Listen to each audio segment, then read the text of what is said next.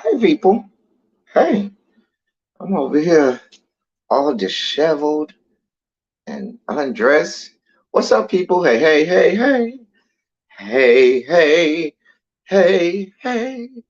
What is up? What is up? What is up? What's going on? What's going on? Hey people, I am here. I am here. You know what? I messed around and pressed the old intro. And by the time it started, I was like, it's just too late. We're just gonna go with the old intro. So we did the old intro today. So what y'all got going on? What is good? What is up? What is good? It's cold, y'all. It's cold. And yeah. Y'all remember I used to do videos like this? Like when I was just mad and frustrated, just be like this. Just doing whole videos like this, like Kenny from South Park. Anyway, y'all, I might just stay like this the whole live. Let me say hi to y'all. What's going on? Y'all in here today? Hey, Ravine. What's good, my love? What is going on? I'm nervous with this election. I may be okay. Hey, Tracy. Boom. Don't let it stress you out. Hey, friend Jay. Hey, Vovo. What's good, Cookie? Hey, Lovely 31. Yana. This election have me wonder, child. We're gonna talk about these things to dispel some rumors. We actually have good news today, so it's not just gonna be gloom and doom, although we do have some gloom and doom to go around. It is gonna be some good stuff. There you go. All right. Um, hey, sauce on the side. Child, yeah, it's supposed to get cold. You say the look is appropriate today. Well, what I would say is the red wave was more like a splash in the kiddie pool. Not the splash in the kiddie pool. Let me pull up the dossier. The dossier. The dossier today has quite a few things. So, y'all let me know what y'all want me to do. Should I start with the sugar spikes and the gloom and doom and then end with the good stuff? Or should I start with the good stuff and then end with gloom and doom and sugar spikes? Y'all let me know in the chat. Speaking of sugar spikes, okay, do y'all know I got a copyright claim for the new sugar spike song? I was so upset. I was so upset. The last politics of it all live that I did, um, the last politics of it all live that I did, I got a copyright claim for the Taste of Biscuits.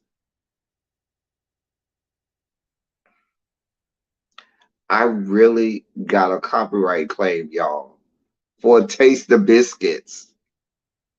I was like, you know what? YouTube ain't shit. Y'all know how they be fucking with me. And that was a great live.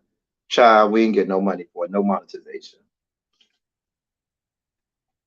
Now I got to go back and check because sometimes what they do is they'll try to retroactively give you a copyright claim. So that means that I got to go back and check and see if they put a red on all of my lives where I did the new Sugar Spike song.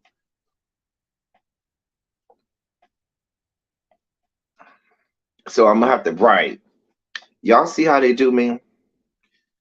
Y'all see how they do me? They don't care about me. Y'all know how YouTube do me. Those of y'all who've been with me, rocking with me for a minute now, y'all remember sometimes I'll be live and YouTube will shut my shit down mid live and I don't be talking about nothing. So I mean I already put it there for review, but they be real. They don't really like me over down to the Googles. And so when it comes to when I ask for a review, they um they usually don't look very kindly on me. Um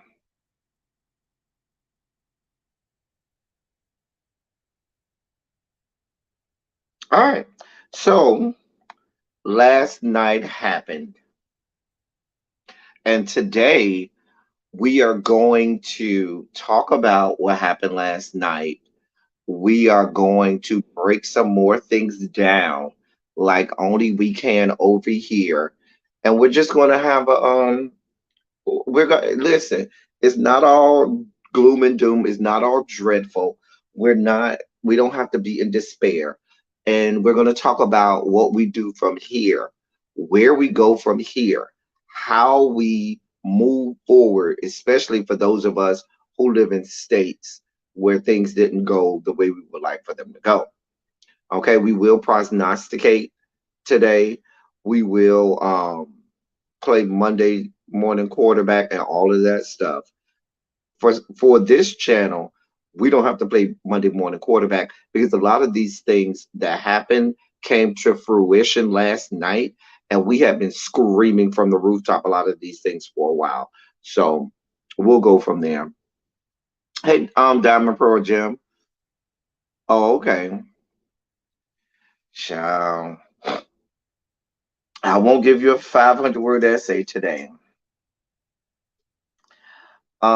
So let me start with okay. Since I can't, hey Patty Duke, since I can't um play the Sugar Spike song, I got to go back to old school how we used to do. So without further ado, ladies, gentlemen, and non-binary gender conforming members of the audience, it is now time for our sugar spike, sugar spike, sugar, sugar, sugar, sugar, sugar spike, sugar spike, sugar spike, sugar, sugar, sugar, sugar, sugar spike, sugar spike, sugar spike, sugar, sugar, sugar, sugar, sugar spike, sugar spike, sugar spike, sugar, sugar, sugar, sugar, sugar spike, sugar spike, sugar spike, sugar spike.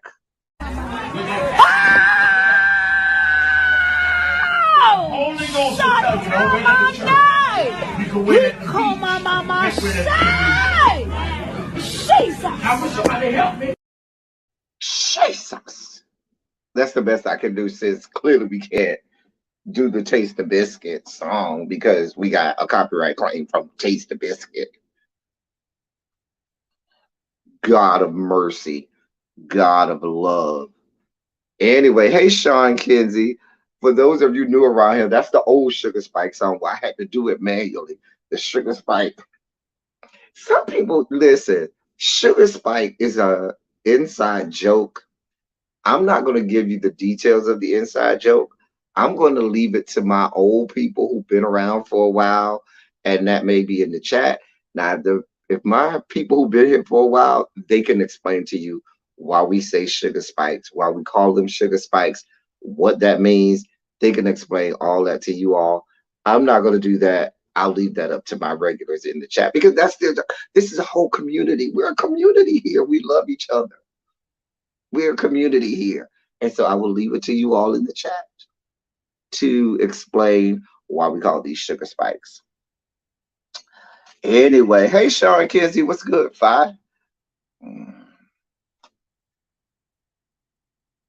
Are you getting ready for Nicole? Yeah, go ahead. Make sure you got everything. I mean, it's a cat one, but a cat one, if you don't take it seriously, and if you ain't in an area that's used to getting storms like we are in South Florida, and don't take it seriously, you can have a little bit of damage. And I know parts of Central Florida are still recuperating from Ian.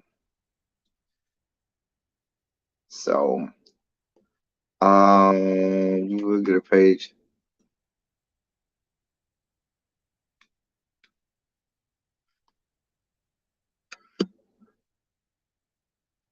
Coach, you're gonna be coming for me next. Child, they in the middle of holy convocation right now.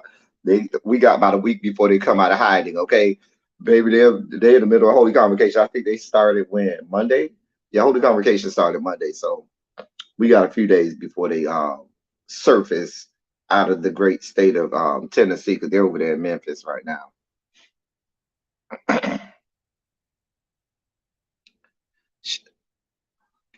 Yeah, we do have a lot of inside jokes. Sugar Spikes, Shondo's, Orange Shirt. Ooh, orange shirt is a whole. Oh my God, orange shirt. Oh dear God.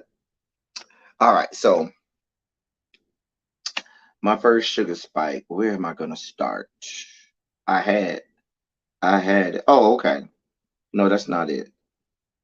Oh, here's the first sugar spike. Let's do this one. What's good, Jason? What's good, bruh? You know what, Jason? I messed up and didn't even play the regular intro. I played the old one. So we didn't even get to hear Run Me My Cooch or Run Me My Coin, Run Me My Cooch or Run Me My Coin. That was a whole lot. I don't even remember the story behind Run Me My Cooch or Run Me My Coins. Why is my hands so ashy? Need to get some damn lotion. My hands look real ashy. Anyway, so if you recall, if you recall, we did a story about 2 months ago. I think it was in September.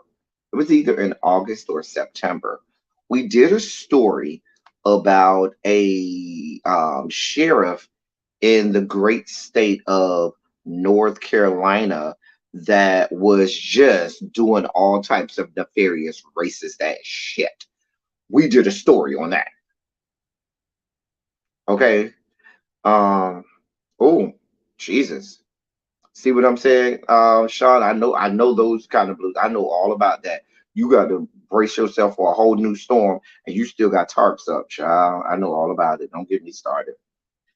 So that sheriff that we spoke of actually was on the ballot for re-election to sheriff and won,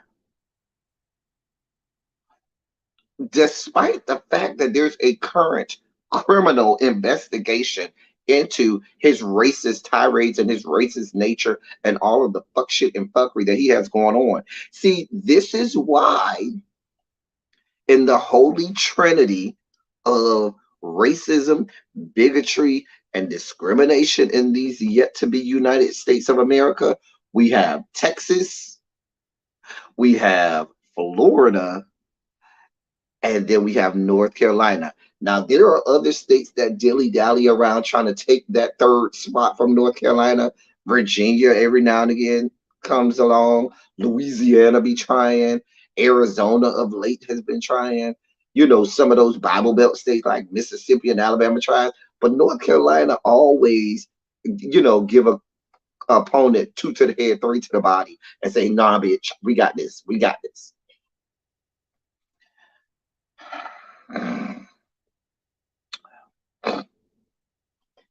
So you can go back and look at one of the I don't even remember which politics of it all that was, but I just wanted to um give y'all that update. Um Let me see if I can pull up the old story. See if I can pull up that old story. Hold on. All right. Mind you, he resigned. Okay. We did, matter of fact, this was last month we did it. I'm looking at it. It was last month. It was wait. No, I'm sorry. He resigned last month. But the story was in September. I was right. It's in Columbus County, um, North Carolina. He's the Columbus County Sheriff, and he was exposed for crazy racist remarks that he made about two former Black department members. Um, and this is according to NBC. He was heard making statements on the radio saying, quote, I'm sick of it. I'm sick of these black bastards. I'm going to clean house and be done with it. And we'll start from there. And he was talking about how he was going to get rid of and this was, I'm sorry, that wasn't on the radio, that was on a phone call with another member of the sheriff's department. And he was talking about how he was going to clean house. Here's some of the more of the comments that he made. um he said, I take that back. I hate a black fucking Democrat. And I knew, and where, what else did he say? He said, tomorrow's going to be a new fucking day. I'm still the motherfucking sheriff, and I'll go up and fire every goddamn inaudible. The thing he said after that was inaudible. You can go ahead and insert the N word because you know that's what he said. Then he went on to say, fuck them black bastards. They think I'm scared. They're stupid. I don't know what else. They think I'm stupid. I don't know what else to do. So it's just time to clean them out. There's a snitch in there somewhere telling what we are doing, and I'm not going to have it. I'm not going to have it. Um, he goes on and on. We broke that down at the time. We talked all about it. Hey, China White. So mind you, this is the sheriff, and the sheriff is in charge of the whole sheriff's department, meaning he's over the whole county, meaning there are deputy sheriffs that are black and work for him. There are clerical workers that are black and work for him in the sheriff's department. And he said he was going to clean up. We broke all of that down back in September. Update: he resigned last month, and the new update is he ran for re-election and won in the great state of North Carolina.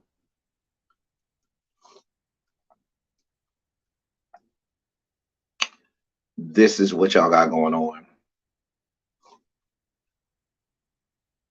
So what y'all got going on?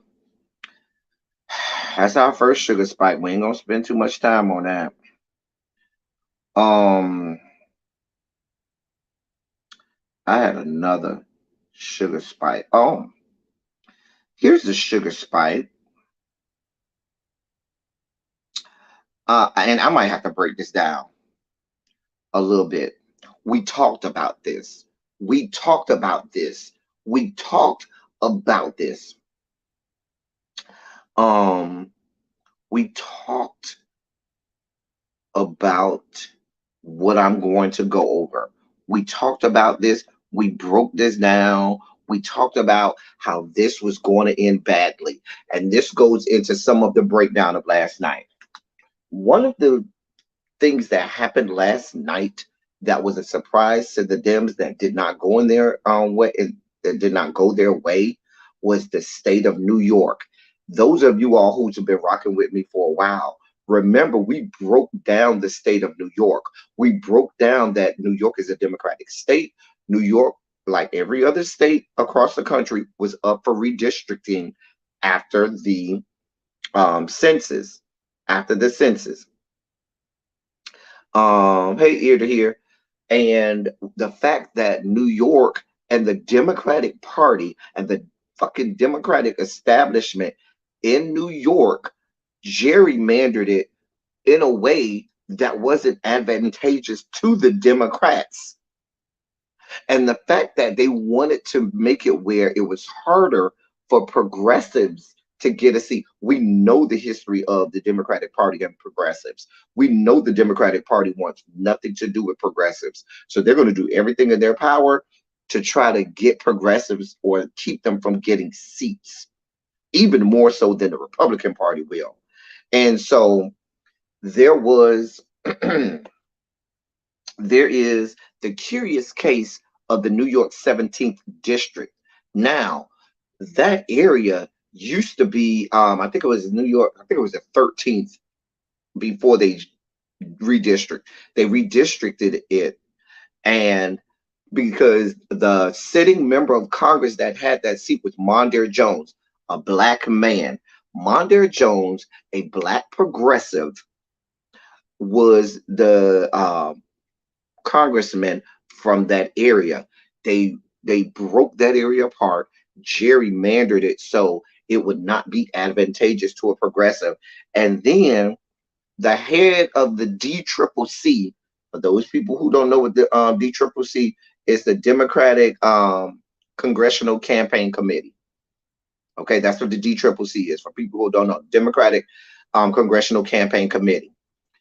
Now, Mondaire Jones had to end up running in another district and ended up losing the primary in that district. We talked about that. We broke that down. And Sean Patrick Maloney, who's the head of the DCCC, ran in what would have been Mondaire Jones's district and pushed he's establishment Democrat, pushed Mondaire Jones out, and Mondaire Jones ended up losing and getting primaried out, and he's still a sitting member of Congress, but he's a lame duck until January at this point. Voted so Mondaire Jones got, who's a progressive, ended up getting primaried. Fuck bitch ass Sean Patrick Maloney, head of the DCCC, the head of the whole entity whose responsibility it is along to put money out to candidates, to put the Democratic strategy out, to strategize. His job is everything we went over last night. That bitch lost.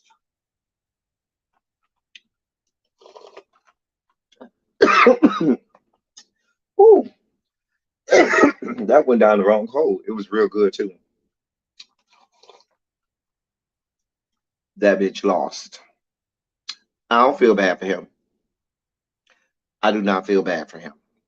I don't feel bad for him at all because it was fucked up what they did. What they did in New York, they made New York is that's an easy win. That's an alley oop. That's a layup for the Dems. Dems are not supposed to have any problems with Southern New York and some of the other metropolitan areas of New York. No problems. They are losing seats in those areas specifically because of the fuck shit and bullshit that they tried to do, trying to keep progressives out of office, and now they're keeping themselves out of office. I don't feel bad for them. Y'all did it. And the fucking head of the DCCC is no longer a sitting member of Congress. That's what your ass get. I don't feel bad for you. Mm-hmm.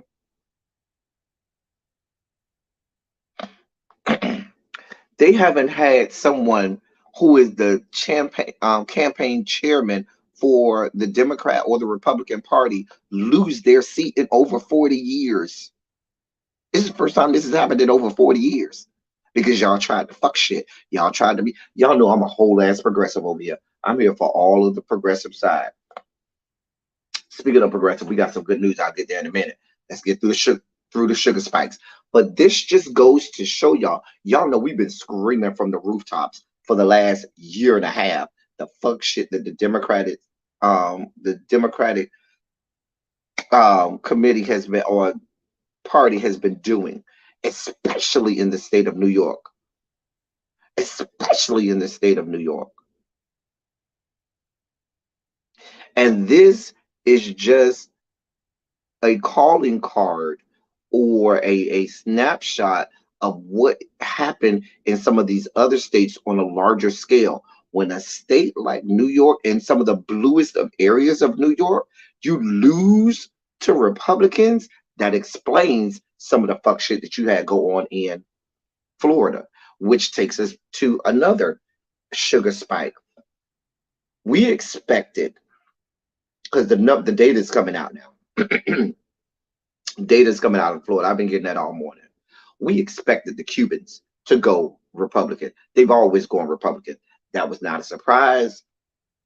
That always happens. They've been Republican as long as they've been over here. The fact that they came over here was because they've been racist since they were over in Cuba, which is why they came over here on the Mario boat lift, because they hated the fact that Castro treated the Afro-Cubans just the same way he treated the white presenting Cubans, and they got mad and came to racist ass America, where they knew that they would be treated better because they were lighter skinned and white presenting.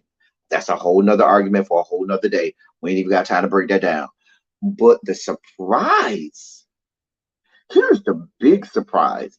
The surprise is the fact that the Puerto Rican vote, which has for the longest time been Democrat, the Puerto Rican vote in Florida along that I-4 corridor has traditionally been democratically, been heavily Democrat. They have voted with the Democratic Party for a very long time.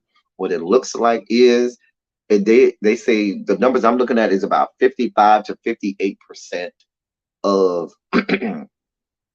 of the Puerto Rican vote went Republican, which was a huge surprise. So the fact that the Democratic Party lost the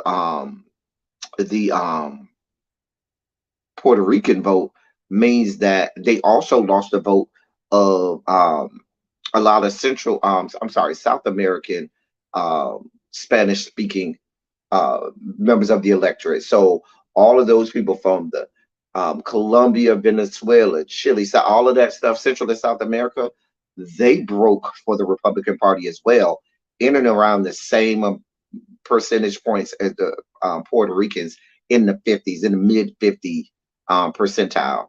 So what that means is the Obama coalition that he made with the Spanish speaking members of our voting electorate has been completely lost. And the sad truth of the matter is, Florida may be lost to being red for 10 years. Because remember, Florida just had a gerrymandered redistricting that was personally carved out by Ron DeSantis himself.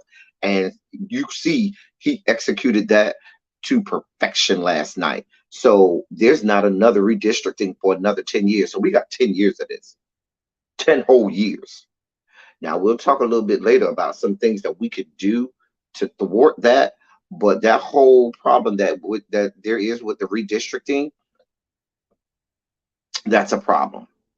That's a problem also in Texas. Remember, they did the same thing in Texas before Florida did the gerrymandering. Texas did the gerrymandering. Same thing happened in North Carolina. You know, we were following the North Carolina because that went all the way to the Supreme Court.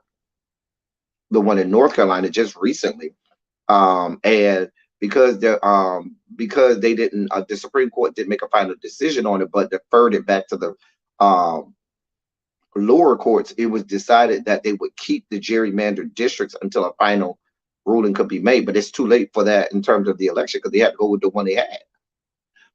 The same thing happened in Wisconsin. Wisconsin, the had a Republican legislature that gerrymandered the district, the redistricting process to make it more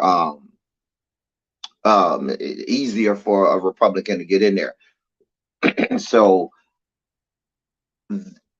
the Spanish speaking members of the electorate last night in states like Texas and in states like Florida that have a high Spanish speaking, I notice I'm not saying Latinx or Hispanic because these people get mad. Somebody sent me a DM saying I shouldn't be calling people Latinx or I shouldn't be calling them Hispanic. So I just call them Spanish speaking members of our electorate. dear God. But I don't know. People get mad over the stupidest thing. Anyway, they broke for the Republicans. So that means that, and we've spoken to that on this channel as well. The Democrats are losing the ground game. That is their biggest problem. They're losing the ground game. They are not putting the money into trying to go after the vote of Hispanic voters. They have not tried to do that at all. They haven't put the money into it. They basically, through that, what they thought was they thought that they were solid in how things had traditionally gone. And we learned last night that the polls don't mean shit. And what you know to traditionally be the way things go ain't happen. Ain't happening at all. So there's a lot of come to Jesus moments that needs to happen within the Democratic Party, even though it's not going to be the red wave that it was projected to be. There's still a lot of conversations that need to be had because please be clear, there's a whole, and you have a good chance because right now there's about to be a whole civil war in the Republican Party. Like there's going to be a whole blood sport over there in the Republican Party between Governor Death Sentence and Cheeto Man.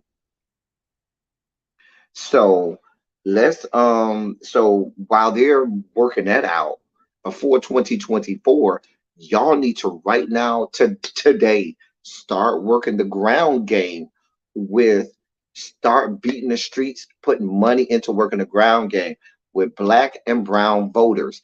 Another problem, the numbers that we're seeing in Florida as well as in Wisconsin, because Mandela Barnes did lose to Ron Johnson. In a lot of the metropolitan areas, the black vote was down.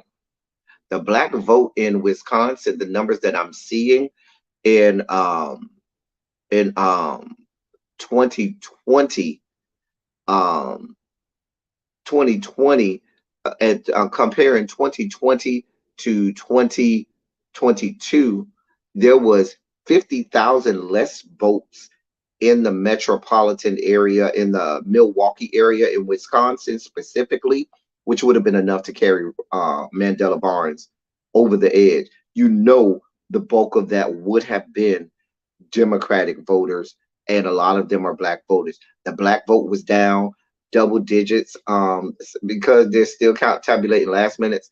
They're still in the air, but the black vote was down double digits in Wisconsin.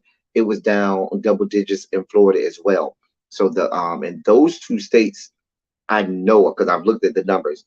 The numbers are black. The black vote did not come out like they wanted it to. The good thing that the data is showing is Generation Z did come out. Now, Generation Z didn't come out in Florida, but I told you all last night, Florida is going to end up being an anomaly. So we shouldn't look at Florida specifically as a litmus test for the whole country for everything. Now that Hispanic part of how Florida turned, we do need to look at that, but not all the aspects of what happened with Florida because a lot of that was gerrymandered districts by Ron DeSantis. But the Generation Z did not turn out in Florida either. The Florida vote for what would be the Democratic base did not turn out like they expected. The Republican base did. The other thing about Florida is the Republican Party did the groundwork and beat the streets for the first time in history. No, I'm not going to say in history, but in at least 25, almost 30 years, there are more registered Republicans in Florida than there are registered Democrats, which we have not had in Florida. Even when Florida goes red, there's always been more registered Democrats than there have been registered Republicans. And that means what that says is the ground game that the DNC and the DCCC is playing is not working at all. There is it's not even there. It's not. They don't even have a ground game. They're not beating the streets. The Florida Democratic Caucus and the Florida Democratic Party is is devoid of real leadership. Let's just be brutally honest. They are devoid of real and true leadership. And because of that, they're going to continue to get bludgeoned. It's going to be a bloodbath in Florida. Florida could, I'm not going to say perpetually, but for a long time, end up flipping with Georgia, whereas Georgia was a Republican stalwart and always went red in all parts of in every aspect of Georgia. They're going to end up being the purple state, and Florida is going to end up being completely red. And it looks like there's been this flip flop and shift between Florida and Georgia. Now, what's not helping the Dems is the pandemic. People are not going to listen to this, but there were millions of people who moved to Florida during the pandemic because Governor Death sentence basically had no rules and restrictions on for the pandemic. It was wide open. It was wide ass open. People moved to Florida in droves. The population in Florida grew within the pandemic faster than any other area in the country.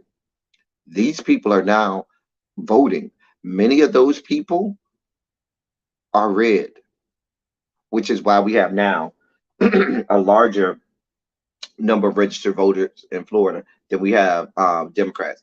That's all I'm gonna say. Well, I got one more thing in Florida, but it's good. I'm trying to see if I have any more sugar spikes for us because we do have good news. Not all gloom and doom. We do have good news. Mm. So, all right. So let's talk about let's shift gears and talk about some of the good news. All right. Excuse me, y'all. Um, because I'm black, y'all. I'm black, y'all. I'm blackety black, and I'm black, y'all. Let me give y'all all the good news for black people because there are a lot of candidates that look like us that did well last night, and so let's talk about them and celebrate them. Not going to go through all of the people who got reelected, but I'm going to talk about people who won seats for the first time last night, and we'll talk about that. The most glaring one, the most glaring one is Wes Moore. Wes Moore out of Massachusetts. He won the governor's mansion in Massachusetts. He is only the third ever black person to be a governor of a state in these yet to be United States of America. Okay. Um, so he beat his opponent quite handily. I think it was like 23 points. He beat. We are celebrating that young man. Even though he picked, I mean, he's a great guy, but everybody doesn't make good choices. He's a member of Alpha Phi Alpha. Unfortunately, that's a bad decision that he made in his life. We're not gonna make him feel too bad for that. But he is a black. And for those women wondering, his wife black too, because sometimes they give us these people, and what's hanging on the arm, some white woman. His wife is black too. Shout out to Westmore. So we glad about that. That's a win. Here's another win for us. My girl in the great state of Pennsylvania, Summer Lee. Summer Lee, she won the congressional seat, and she's going to be the first black woman elected to Congress from the state of Pennsylvania. She's also going to join the squad. She about to be a member of the squad, y'all. The squad getting bigger, y'all. The squad getting bigger. The squad getting bigger. We got two people joining the squad. So we got two people that won that we know going to join the squad. The squad getting big. I'll get to the second person in a little bit. But that's the first person. All six members of the squad won. So don't worry about the squad. The squad is still intact. Ain't none of them lost. It wasn't even close. All of the members of the squad got reelected. So we ain't got to worry. We just gonna add to the members of the squad. So don't worry. The squad getting bigger, y'all. The squad getting bigger. So Summer Lee, our girl, She black, y'all. She black, y'all. She blackity black, and she black, y'all. She won in the great state of Pennsylvania. We happy for her. Also in the great state of Pennsylvania, Austin Davis won and is now the lieutenant governor elect in Pennsylvania. They don't have a ticket where the governor and lieutenant governor run together. They have to run separately. So Austin Davis won, and he's the first black lieutenant governor elect, and he will be the first black lieutenant governor in the history of Pennsylvania. Shout out to Pennsylvania. We got good shit going on in Maryland and Pennsylvania, two places where clearly we went out and voted. Um, some other in the state of Massachusetts, Andrea Campbell is going to be the first black woman elected to be attorney general, which is important. Attorney general and secretary of state are two of the most important positions within a state. So right, it was six. Yeah, no, the squad is six. Diva One. The squad is AOC, Jamal Bowman, Ilhan Omar, Rashida Tlaib, Corey Bush, and who am I missing? Who am I missing? Who am I missing? It's six in the squad. AOC, Jamal Bowman, Ilhan Omar, Corey Bush, Rashida Tlaib. Oh, Ayanna Presley. Ayanna Presley is number six. That's the six members of the squad. Ayanna Presley. That's my girl with the bald head.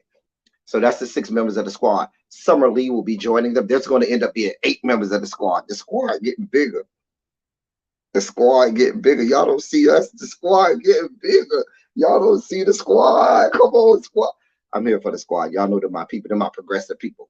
We over here hanging off the left side. Anyway, so shout out to Andrea Campbell, who's going to be the first black woman to be elected, who is the first black woman elected to attorney general in the state of Massachusetts. In California, Malia Cohen becomes the first black woman to be elected as the state's controller, which is big. It looks like right now Karen Bass is up. It's going to be a while before that election is fully counted, but right now Karen Bass is up. She does have a nice lead, so there's a possibility that she will be if she wins, she'll be the first black woman to be elected to mayor in California. So those are, and there's a lot of stuff that happened around the country for black people. There were some great seats that were gotten locally. So just monitor, but those are some of the standouts that we had. Those are some of the big races and some of the standout races that we had um, that were good. Here's some other good news. See, I told you it wasn't all gloom and doom. It ain't all gloom and doom from last night. Where am I at?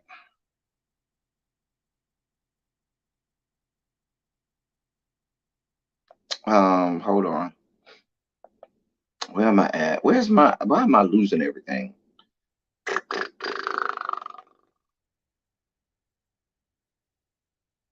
All right. So,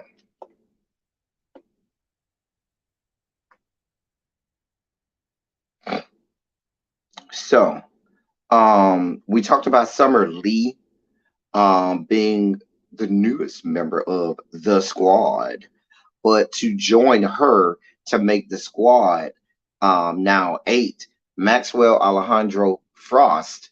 He won in Val Deming's old district. He's the first member of Generation Z that has been elected to Congress. He is he's Hispanic and black. He's Hispanic and black mixed, and he got voted to the seat that Val Demings had. He is 25. He is 25 years old, and he won that seat. He is very progressive leaning, so he's going to end up being the eighth member of the squad. That's Maxwell Alejandro um, Frost. So he won. If you remember, um, he was at Pulse. He was at Pulse nightclub when that happened. And so, excuse me. So we have he won, so he's going to be a new member of the squad, and we are very happy. Like I should say, Generation Z came out and voted. Not so much in Florida, but that was already a heavily Democratic seat anyway. So he'll be the first member of Generation Z in the United States Congress. So shout out to him. That's the Orlando area. Um, Also in there was in Texas's 35th district, um, Greg Cesar won in Texas's 35th district. He's very progressive leaning. I don't know if he'll join the squad, but he is very progressive leaning. Um, right. Listen, they don't see us over here, Diamond Pro and Jeff. They don't see us over here. The squad, listen, we deep. We deep. Mm, mm, mm, mm. We deep over here in the squad. Y'all don't see us. Y'all don't see us. Gang, gang, gang, gang. They don't see the squad over here. Um, but there were some very great wins for progressives. Delia Ramirez in Illinois. She's going to be the first Latina or Hispanic woman elected to Congress from Illinois. She is progressive, and she's going. These people, we don't know if they're gonna join the squad. We'll see. But Summer Lee has already said she's here for the squad, and back to Maxwell Frost has already said he's already in the squad. They have already said, yeah, we're here for it. We are in the squad. So the squad already deep. Now these other people, if they want to come on around, they can. They'll probably join the Congressional Progressive Caucus, the CPC, but we don't know if they're gonna join the squad yet. What we need for the CPC to do is get rid of Pramila Jayapal, and elect a new head of the CPC. I'm just saying. They need a new chair for the Congressional Progressive Caucus because she's a guy. Y'all know I done drug her. Y'all know me and Pramila Jayapal be having it out. I done drug her too many times over here. So also in Vermont, Rebecca Balint is also very progressive leaning. She won her congressional seat there. So we are chipping away. We are chipping away.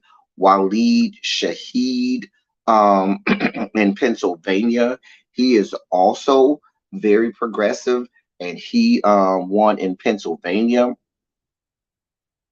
Um, So there are some great progressives that have won last night that we are cheering for, and hopefully they can chip away at that establishment over in um the DNC. I think with because the DNC wanted no parts of Summer Lee. They put no money into her campaign. They don't wanted any parts of her. They thought she was way too progressive. They tried to primary her like they did Jessica Cisneros over in Texas. And we know Henry Cuellar ended up winning last night. But they tried to and he ran against Jessica Cisneros in the primary. They tried to do Summer Lee like they did Jessica Cisneros, and it didn't work. And Summer Lee had a strong ground game, and so that's good. One of the sad parts is three people: Beto lost, um, uh, Greg Chambers lost, and Stacey Abrams lost. Now the O'Rourke loss, the Chambers loss, and the Abrams loss. We got to take that on the chin because nationally, the Democratic National Committee and the DCCC didn't put the money behind those candidates like they should have. Cherry Beasley also lost, and she didn't get any money until very late as well. Um, Mandela Barnes, my good frat brother, lost. The problem is money again. Mandela Barnes was up, and what ended up happening was around September-ish, the RNC and those conservative PACs came along, and they started giving millions of dollars to that, right around the time of the debate. They started giving right before the debate. They started funneling millions of dollars, and the DNC gave nothing to thwart that. And so it was, and you see it was successful. So anyway, some other things that happened last night, because it wasn't all gloom and doom. Right. Y'all know I'm here for Mandela Barnes. Y'all already know. Already knew. All right, here's some things that we learned. So what I was about to say, and Beasley had a real shot. Beasley had a real shot, but the Dems just don't want to spend money. No, actually, Beasley was a lot closer. Um, Beasley was a lot closer than she was supposed to be. Beasley's seat, Beasley could have won that seat from Ted Budd. What happened was the Dems had chalked up the whole of the Bible Belt. They decided they weren't going to put any money to the Bible Belt because they fell for the polls, and they had conceded that it was going to be a bloodbath as well. So they didn't put any money into the Bible Belt. I'm talking all the way from North Carolina going all the way over to Texas. They didn't put any money in that whole Bible Belt area. And it shows because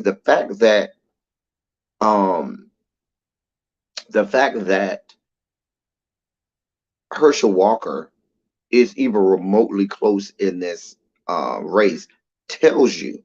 Now there was a lot of money put in that Herschel, and the Republicans have spent a lot of money on Herschel Walker. They have spent hundreds of millions of dollars. You want to know where all of the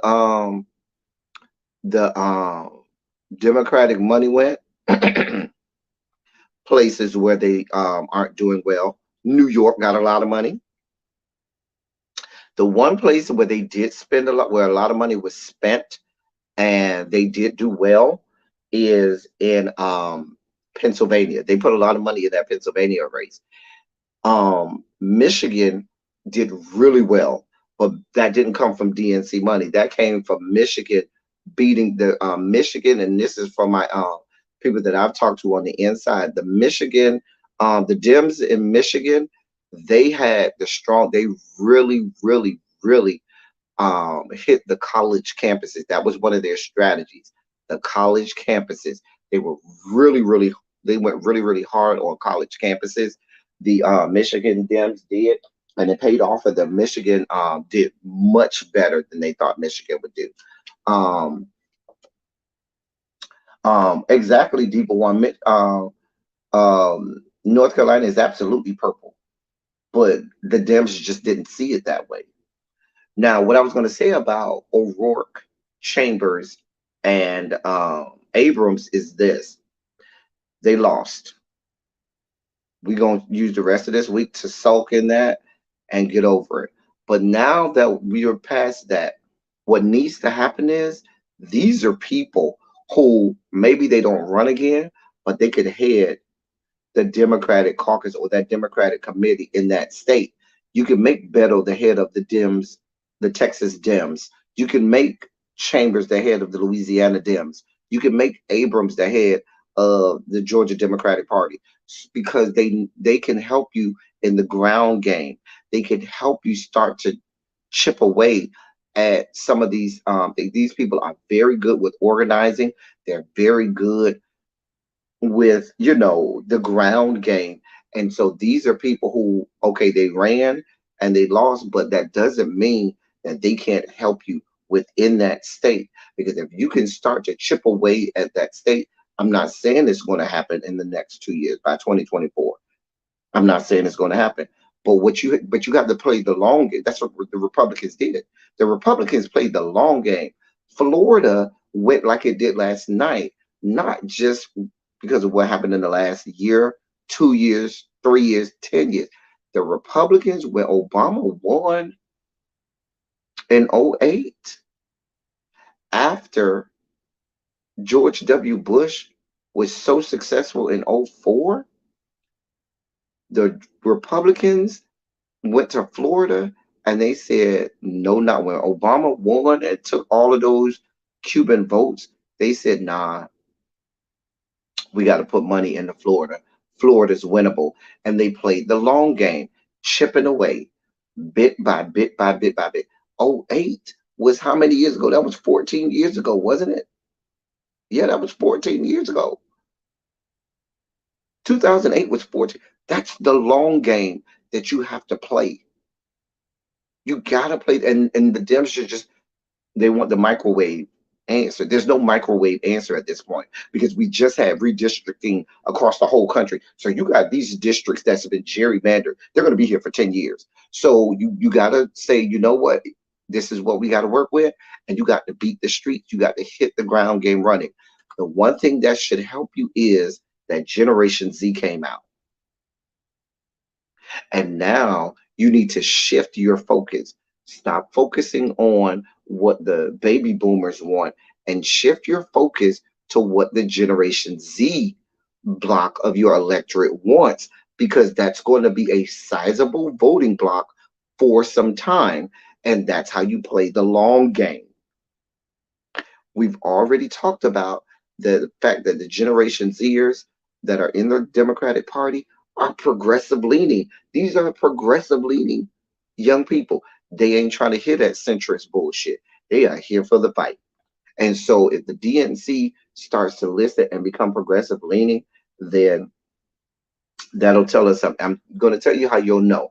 This will be the litmus test and tell you how you know whether or not the Democratic Party is serious about this. They're going to lose the House.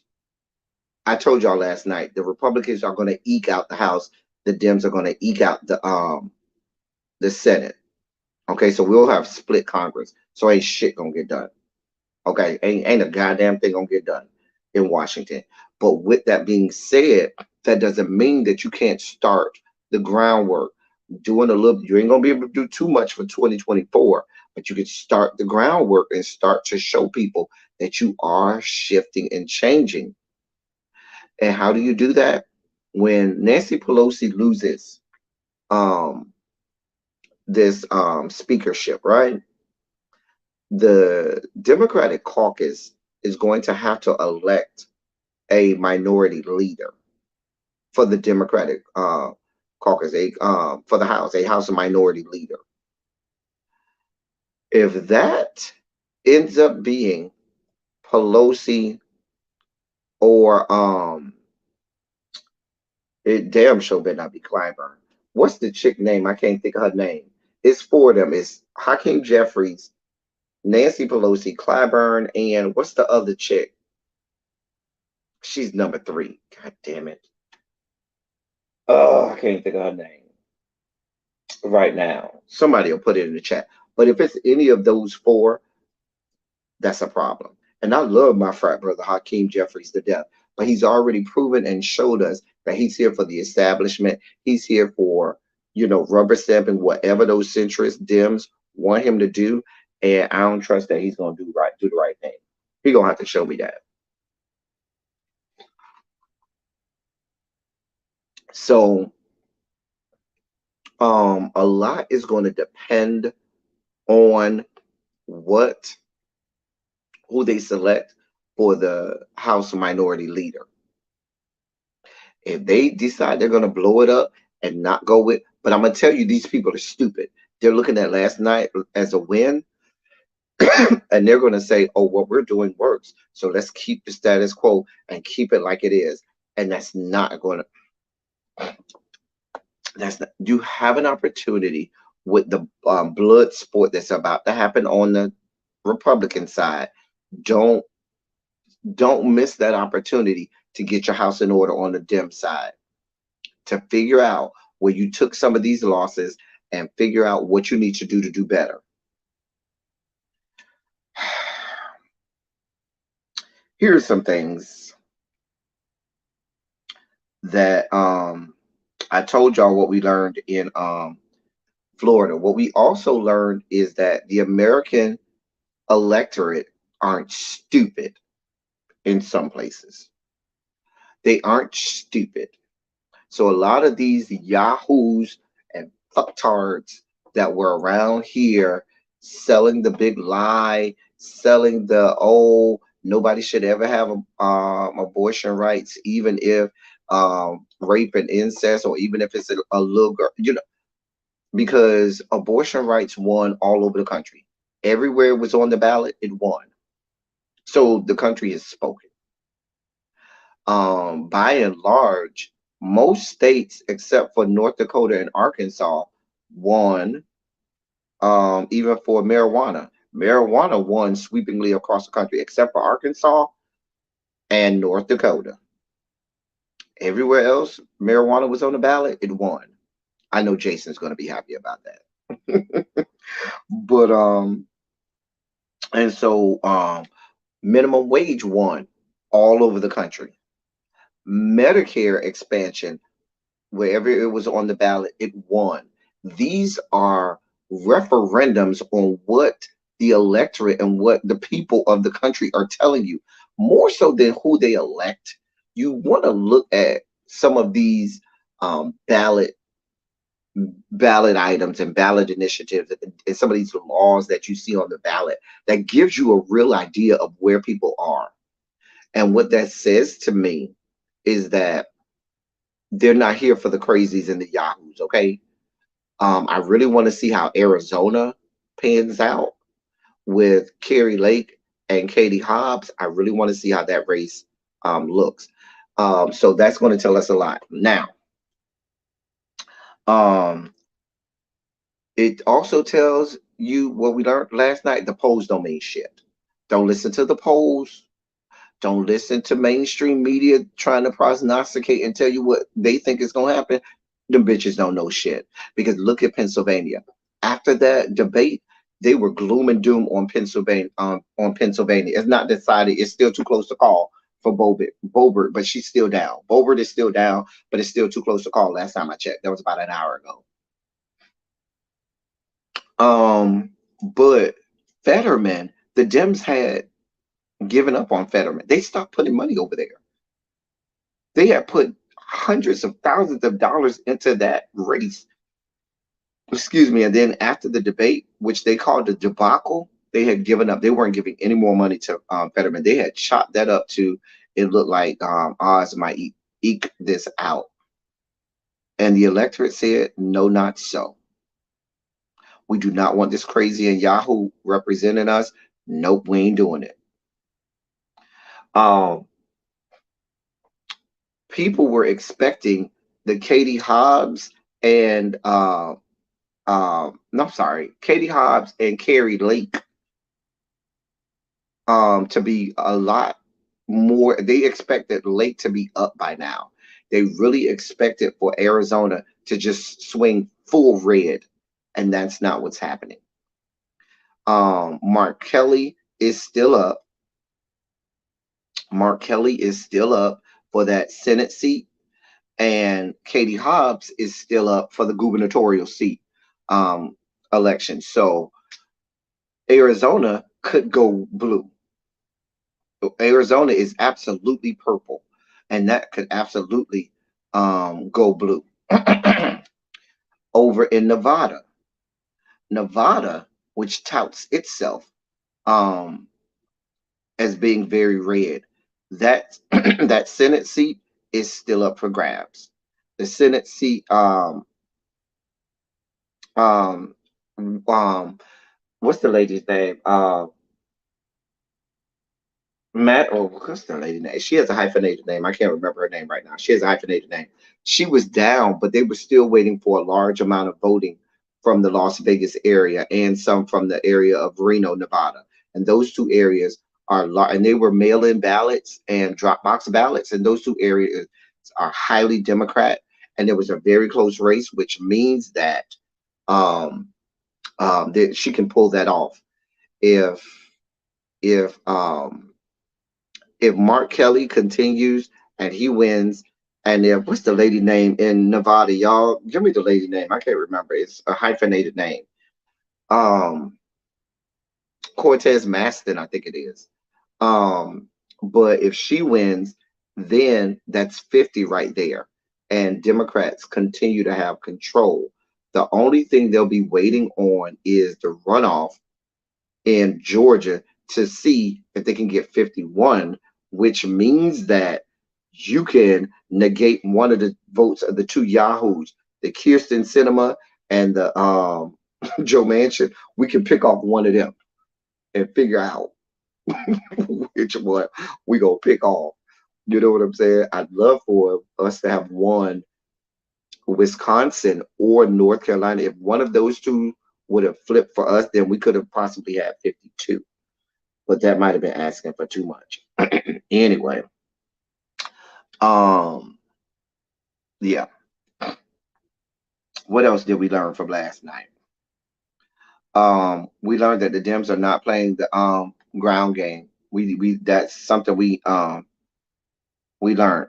We also learned that the way that money is being spent in the Democratic Party isn't helping.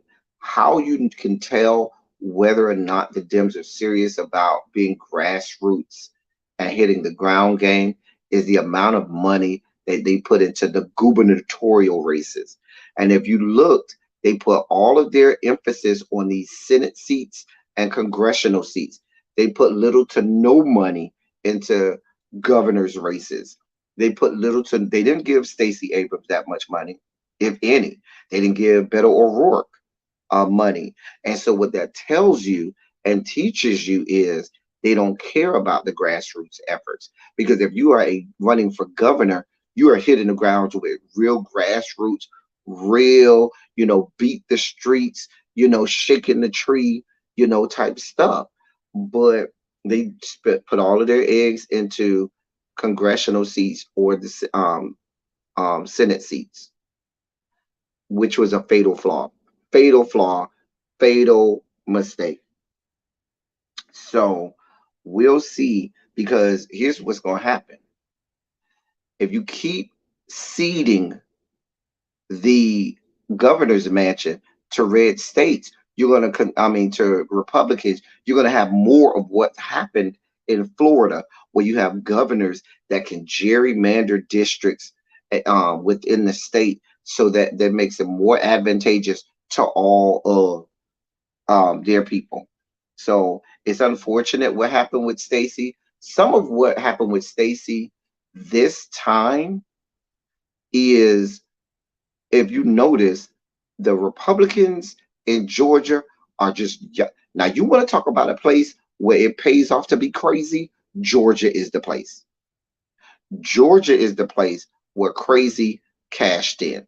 The fact that Herschel Walker is close, he cashed in. The fact that goddamn um what's your girl?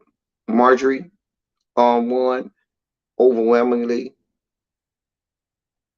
And let me tell you what happened with Stacey.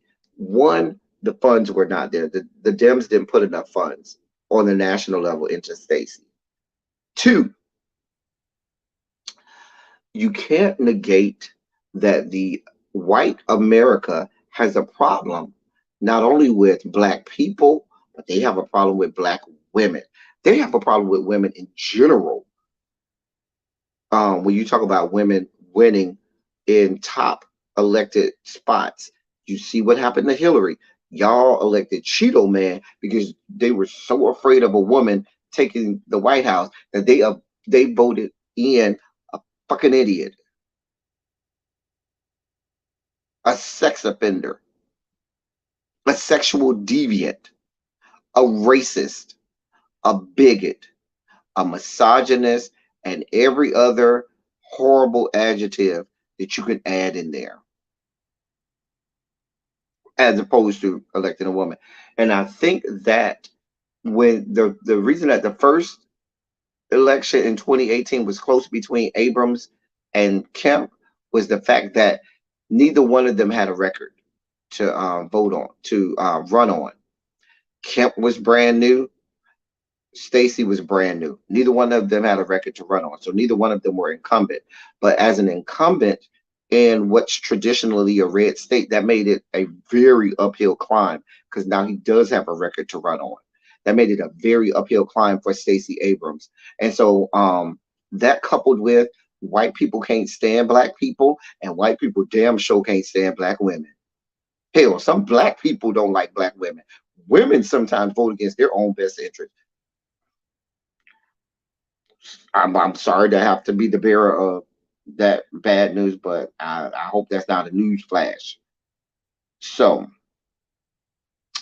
that happened. Um, so those are some of our takeaways from last night. Um, Here are some other things that happened last night.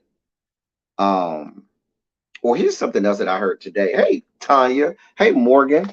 What's good? Yeah, Kathy Hochul pushed through. But here's another takeaway from last night. If you notice in a lot of these elections, where the Dems won the where the Dems won the governor's mansion handily, there was a divide in the number of people who voted for that Democrat to win the governor's mansion and the one who won the Senate. I'll give you a perfect example. Tony Evers in Minnesota, not in Minnesota, Wisconsin. He won the governor's seat. And you would think that Mandela Barnes, who was his lieutenant governor, would easily carry that Senate seat. It did not happen. There was a lot of racism in that race up there in Wisconsin. A lot of racism. They were saying, "Oh, listen, every racist stereotype and trope that you could imagine, they were doing it. They were doing that." Like I told y'all, after that, a little before the debate, Republicans began to pour tens of millions of dollars into Ron Johnson's race, and they started to play the race card. They started to say, "Oh, Mandela Barnes wants to defund the police," although he never said that. Oh, they started to play ads where you saw all of these racist stereotypes, black men, white women being. I saw some of the ads, and you would have thought that you were in like 1905. That's what some of the ads look like. And that's how they started to turn the tide. Everything was crime. Everything. So that was a disparity. There was some disparity in that vote in Pennsylvania. Shapiro won quite handily. They called Shapiro race as governor real quick, but Fetterman had to wait for a little while. It was a little while before they called Fetterman.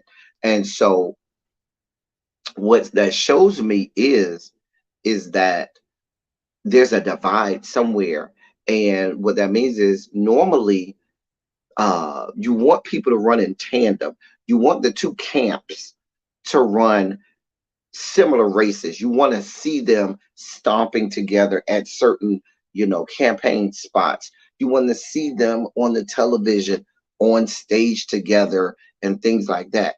This wasn't happening in a lot of those races. You didn't see that happening in most of the Georgia race. Stacey and Raphael, a lot of times you didn't see them together. They weren't running together. That was strategic. Fetterman and Shapiro, you didn't see them together. That was strategic. In Over in Wisconsin, Evers and Barnes, they did not. You didn't see. That was strategic. Where you did see a lot of that was in Michigan, and you see Michigan went quite well, whereas Florida did really well for the Republicans. Michigan did really well for the Dems. Really well in Michigan. They outperformed in Michigan. So these are all things that we need to that they have to reassess and go back over.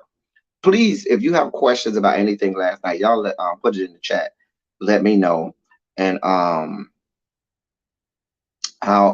answer them for you. Colorado, Trump just knew he was gonna get Colorado because he had that guy Joe O'Day that he had uh, uh, endorsed personally, and he said, "Oh yes, we're gonna flip Colorado."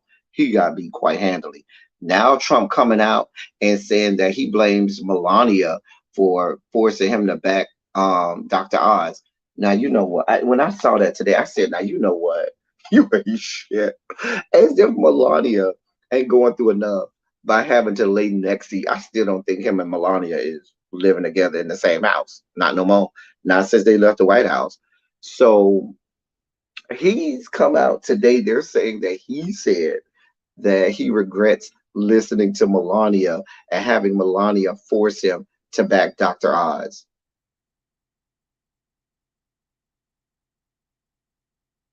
Girl, girl, girl. If you expect me to believe, if you expect me to believe that Melania was that vested, girl, if you don't go sit down somewhere, if you don't go sit down somewhere, Lord.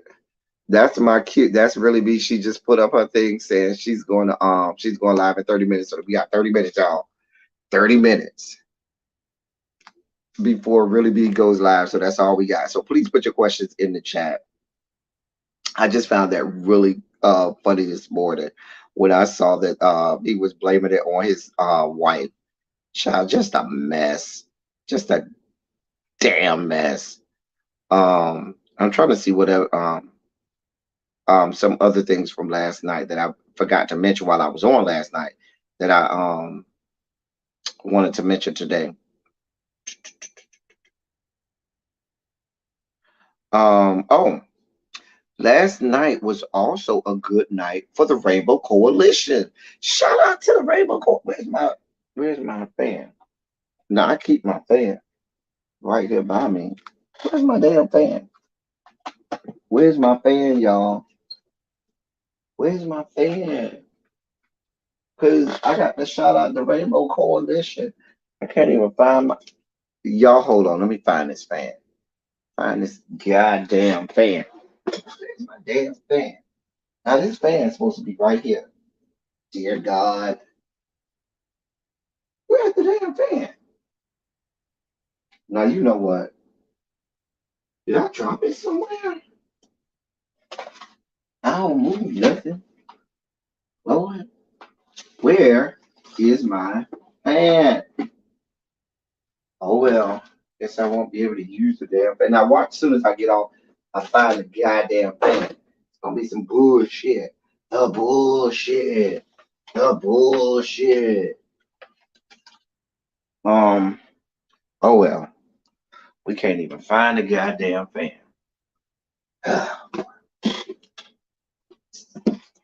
I'm sorry, y'all. I'm over here looking for this damn fan.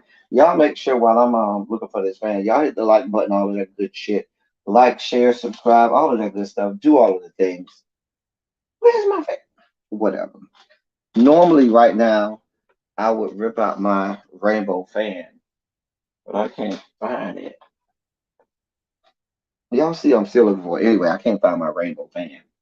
But shout out to the Rainbow Coalition. Last night, the Rainbow Coalition um got quite a few spots. Let me give you some of um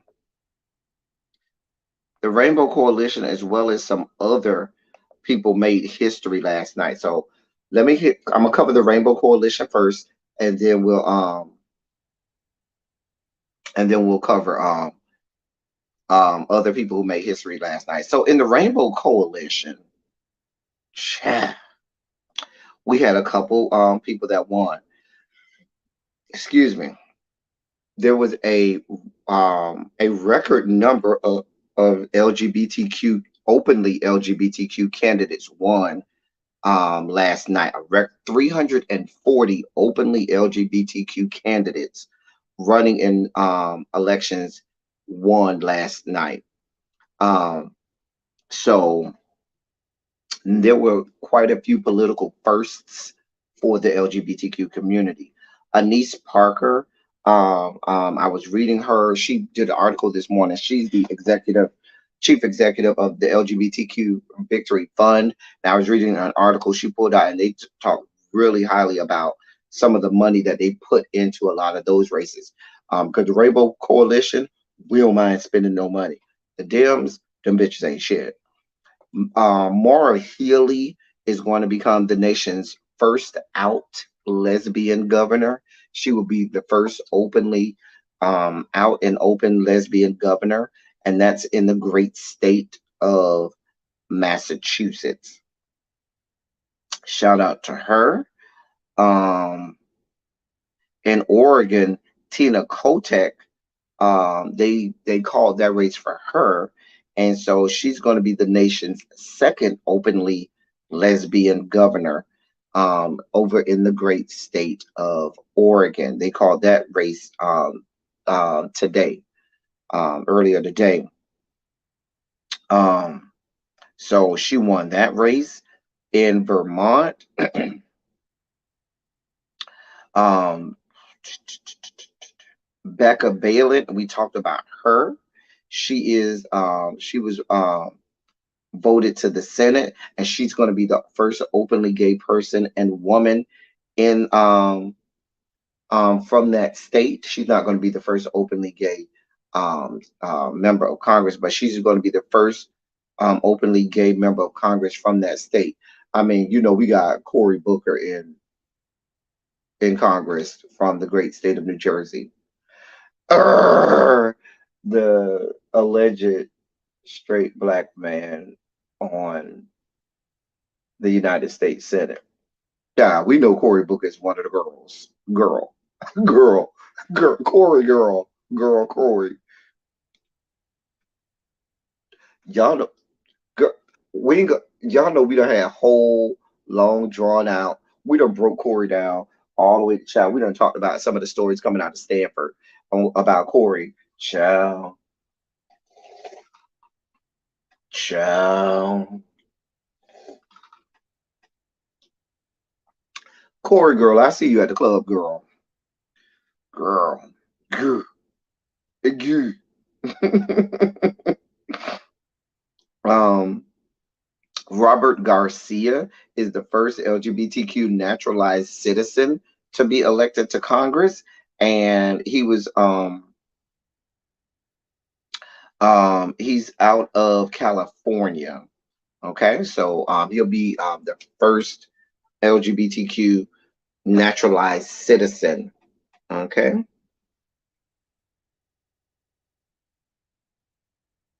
And I'm sorry, he was born in Peru. He was born in Peru. Um, so there's that. In Montana, Minnesota, and New Hampshire, all three of those states elected their first transgender state representatives. So they have their first ever transgender state representatives. In Montana, they have Zooey Zephyr, who is and Lee Fink, who are transgender. In Minnesota, you have Alicia Kozlowski. And in New Hampshire, you have James Rosener, who was elected. Um, for the Republican side, actually, they have and this is for either side, the first openly LGBTQ non-incumbent Republican was elected to Congress. So normally the ones who've been elected in the past that were LGBTQ, they have been an incumbent. And usually they ran their initial race not LGBTQ. They came out while they were in Congress, and then they were reelected. This is the first person who was not an incumbent and won as a Republican to Congress, and that is George Santos. He won in New York. That was one of those seats in New York that flipped and went blue that we talked about earlier in New York. George Santos won in New York in the third congressional district. Um, the first out LGBTQ candidates elected to state legislature. We have the first out, getting tongue tied now.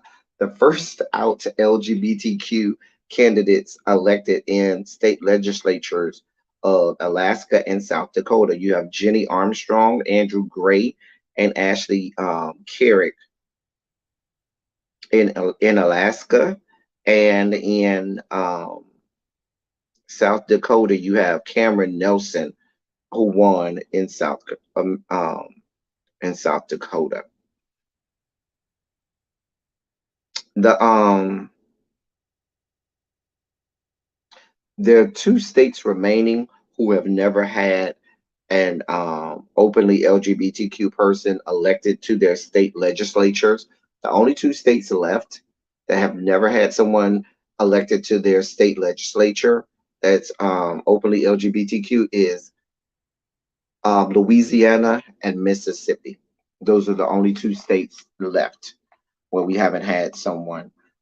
So that was a good night for the Rainbow Coalition. Listen, we're here. We're queer. Get used to it. Um, we already talked about. We already went through the black people who won, so I won't go back over here them.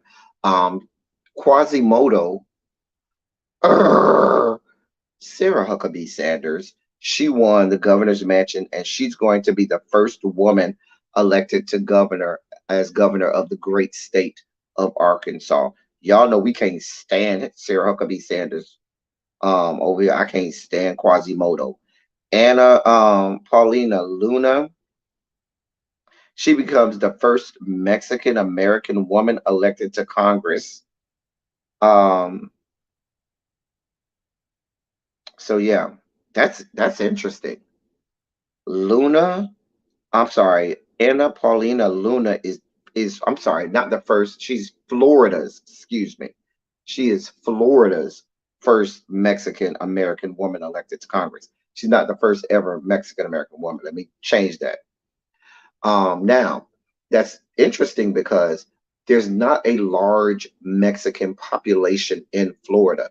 In the Hispanic, Florida has a huge Hispanic population, but the majority of that is Cuban, Puerto Rican, and then you have a large South American presence. There's not a huge Mexican presence in Florida. Most of them, you have to go Texas and to the Southwest corridor there.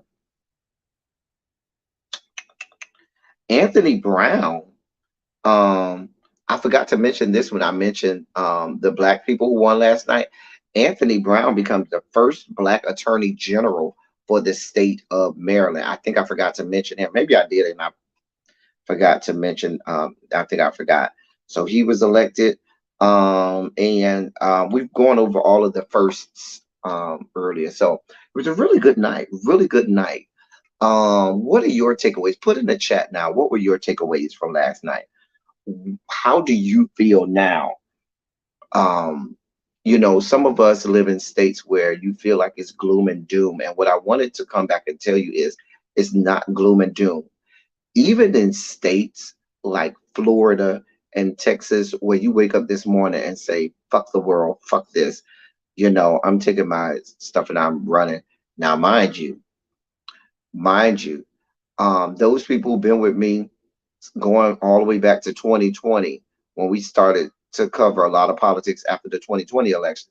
I told people in the state of Texas to get the hell out of Dodge at that point. I told them way back then, if you live in Texas, get the hell out of Texas because they're not here for you. I made that declaration. We did that right here, and people didn't listen to me. So, but let me help you out if you decided you're gonna stay in Texas.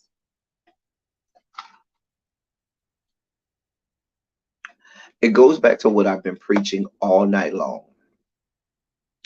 Um, right, Miss Sharon, we did talk about that.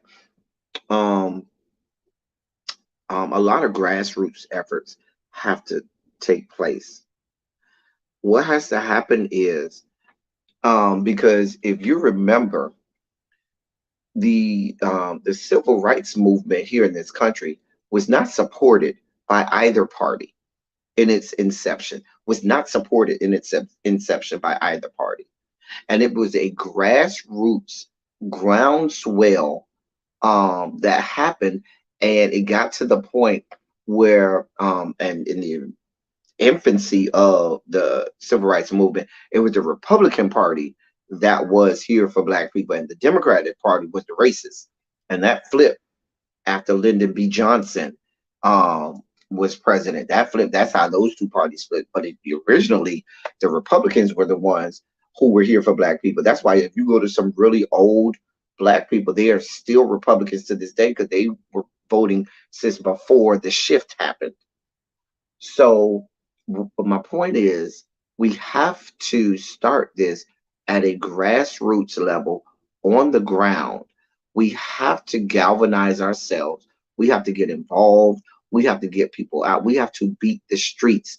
Some of these, or some of our churches have to get more involved.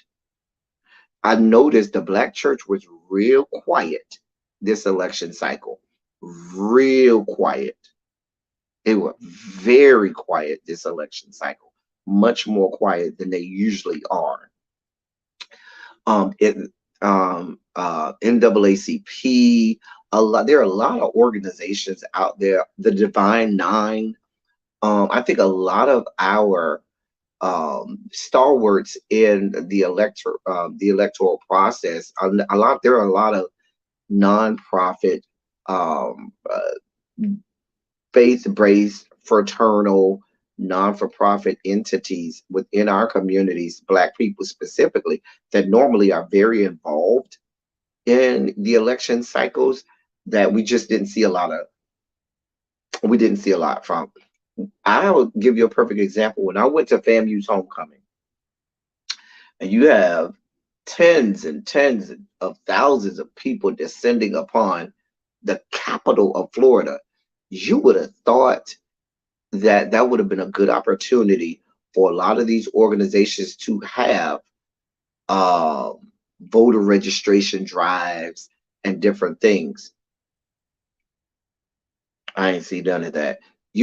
I saw Charlie Crist at the at FAMU homecoming parade, but the problem with Charlie Crist was he was a bad candidate.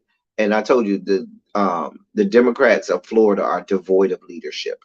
He was a bad candidate to begin with. Remember, Charlie Crist was the Republican governor of Florida before um, before Trick Scott and before Governor Death Sentence, and so and he flipped parties once he knew that the Republican Party didn't want him no more because he wasn't um, right wing enough.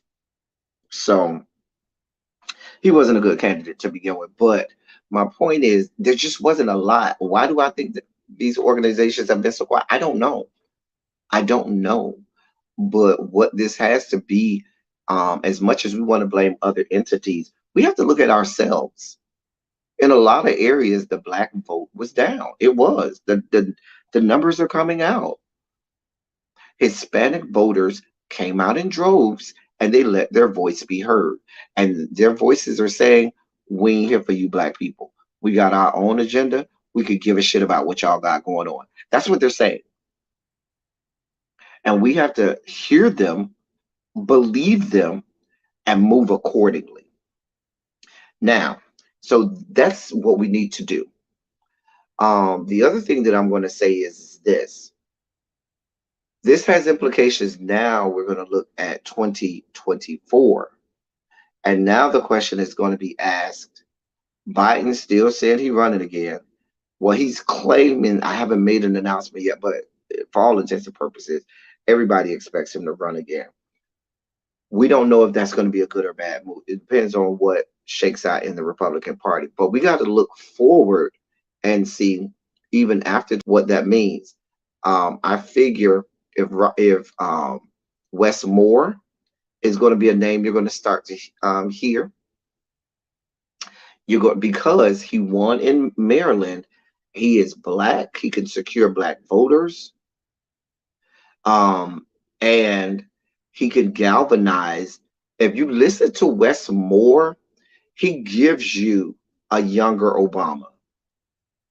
He gives you that same charisma and energy of an Obama. And the Democrats need something like that again. And I think that he can speak to more of the progressive base that the establishment Dems haven't been speaking to. Because Kamala sure as hell didn't. Um, Now, if Warnock pulls off Georgia, he's going to be a power player in the Democratic Party. If he pulls off Georgia, because he can speak to evangelicals, and he would have proven twice that he can do it in a red state. And the Democratic Party needs proven people that can win in red states. Evangelicals are important. If you can pull some of them, that helps. And if you prove that you know how to win in a red state, that speaks to what the Democratic Party needs to do. So, Diva One, the likelihood of that happening is slim and none. And Slim is dead and in a coffin, 6 feet under. A third party candidate is just not going to do it. Now I'm gonna tell you, I heard this last night. I forgot I was listening to what I was listening to where I heard this. It was on one of the pundits were saying this last night. They were saying that what if DeSantis wins the Republican primary? They wouldn't be surprised if Donald Trump won on a third ticket. Um, he would be like Ross Perot was back in '92, and that will pull a lot of Republican votes from death sentence, which would be good for the Dems. I hope that happens personally. Anyway, but yeah, that's what we got going on. Um, Anybody have any questions for me? Please put your questions because we're about to get out of here in just a second. I know we have really be about to go live in about 8 or 9 minutes. She's supposed to go live, I think, at 6:35. So I want to answer any questions before my big sis goes live. We're gonna go over there and support Really B. I'll be in the bushes sniping people and blocking people and timing people out as only I can do from the bushes when nobody even knows that I'm there. I do it all the time. Like I literally sometimes never even say hi in Really B's chat. I just be in there blocking people and timing people out when they do the wrong thing. Get some from the bushes and they never know. Anyway, um, take a moment. Please let everybody take a moment for self-reflection. Child, child, you know these people are gluttons for power. I said last night we just voted to keep the early geriatric seniors to keep real seats. We could have used some new child. You know I've been screaming that for the longest now. Do you come? I do come from nowhere. I be coming out of nowhere, Tracy. Just be sniping people, sniping people. Jamie Harrison. I told you I wasn't a fan of Jamie Harrison. Back when he lost to Lady G, I was not a fan of the Democratic Party selecting Jamie Harrison. I think he would have been great if he would have been head of the Democrats in South Carolina.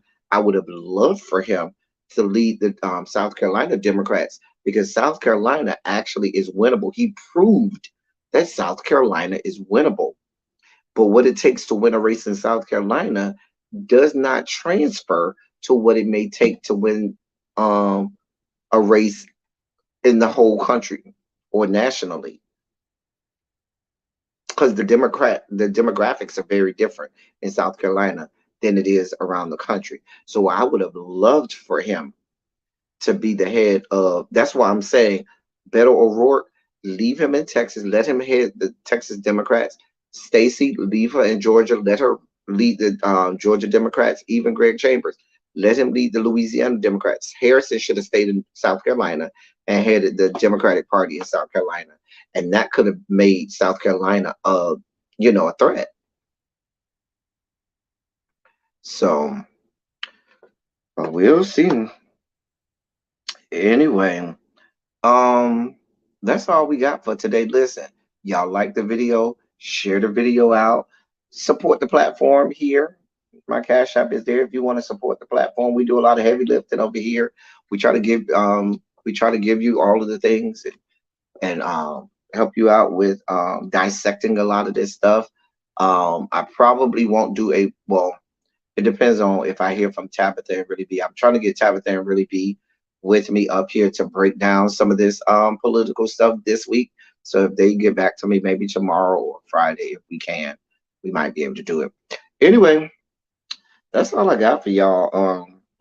Right now, as I always say, I love y'all. I can't even play Taste the Biscuits no more. Tracy, were you here? I got a copyright strike on my last live for Taste the Biscuits. Thank you, Kathy. I got a copyright, not strike, I got a copyright claim for Taste the Biscuit. So I got no monetization on that live we did on Monday. They show gave me a copyright claim. So I can't even play Taste the Biscuits no more. Anyway, well, thank you, Tracy, if you for sending me a cash app. Um, Listen, y'all, as I always say, I love y'all. I love on y'all. Thank you all for being vocal, present, and active. Thank you for doing what you do. Thank you for any and all contributions that you make to the channel. They are much obliged and much appreciated. I am grateful that y'all come over here and rock with me and listen to politics as only we can do it over here. I owe y'all a run your mouth this week, so I am going to do a run your mouth this week. We will get some palate cleansers out before Saturday. I will be in, I'm not going out of town because of the storm. So I will be here and we will have Silly Saturday this Saturday. So just be prepared. We will have Silly Saturday on Saturday. It'll be in the morning like normal.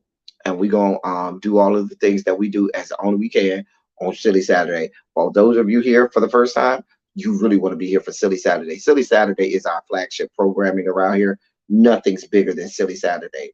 So be here on Saturday for Silly Saturday. Anyway, that's all I got for y'all. Until next time, Shondo's around the building. Thank y'all for coming. Y'all drive safely. We out of here. We're going over to Really Be, y'all. We're going over to Really Be.